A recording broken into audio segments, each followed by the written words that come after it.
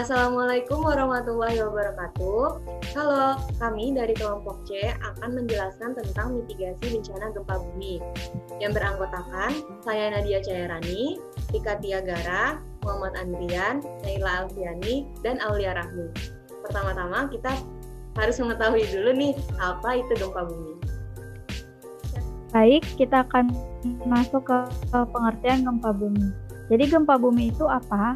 Gempa bumi adalah getaran atau guncangan yang terjadi di permukaan bumi akibat pelepasan energi dari bawah permukaan bumi secara tiba-tiba yang menciptakan gelombang seismik. Gempa bumi biasanya disebabkan oleh pergerakan kerak bumi atau lempeng bumi. Selain itu, gempa bumi disebabkan juga oleh letusan gunung api. Selanjutnya itu ada faktor-faktor gempa bumi. Faktor-faktor yang menyebabkan gempa bumi. Yang pertama itu pergeseran lempeng bumi. Gempa bumi pada umumnya disebabkan oleh pelepasan energi yang dihasilkan oleh tekanan karena lempengan yang bergerak. Kedua, letusan gunung api. Gunung api juga biasa disebabkan terjadinya karena ada aktivitas pergerakan magma gunung berapi. Yang ketiga, kejadian alam seperti tanah longsor. Fenomena alam seperti tanah longsor, gua yang runtuh, sebagaimana juga menyebabkan gempa bumi. Gempa bumi yang disebabkan oleh faktor ini biasanya hanya berdampak kecil dan wilayah cakupannya sempit. Yang keempat yaitu ada faktor non-alam. Campur tangan manusia juga ternyata bisa menyebabkan terjadinya gempa bumi. Misalnya saja dengan menguji coba peledak berkekuatan tinggi seperti bom atom, hulu ledak hidrogen yang juga bisa memicu gempa bumi. Yang selanjutnya ada jenis-jenis gempa bumi. Berdasarkan topografi dan lokasi bencana gempa bumi, bisa dikelompokkan menjadi 3 jenis.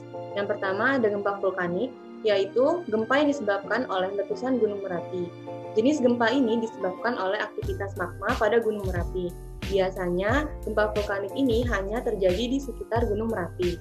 Yang kedua ada gempa tektonik, terjadi karena adanya pergerakan lempeng bumi akibat dari energi di zona peminjaman terlepas.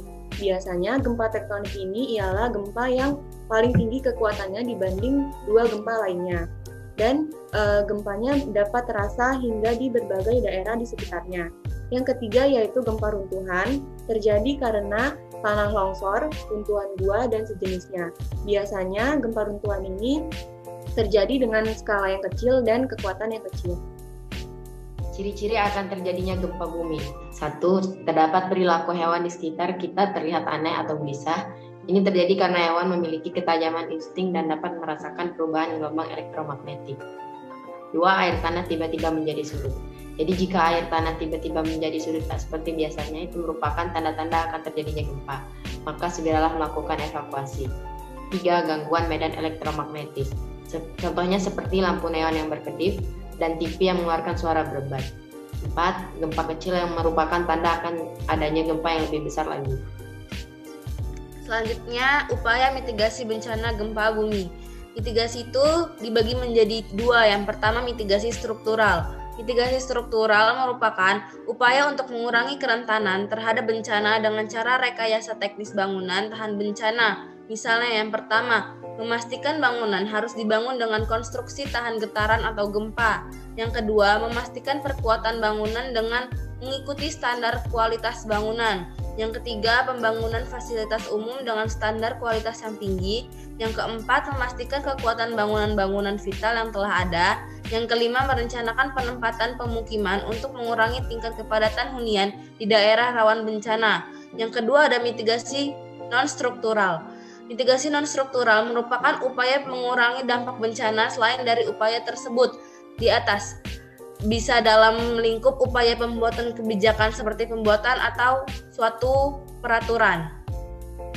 Yang pertama, pelatihan pengetahuan, pengurangan resiko dan penanggulangan bencana kepada masyarakat. Yang kedua, membuat pedoman penanggulangan bencana. Yang ketiga, sosialisasi secara terus-menerus untuk meningkatkan kesadaran masyarakat akan bahaya bencana. Sekian dari kelompok kami, semoga bermanfaat bagi kita semua. Dadah!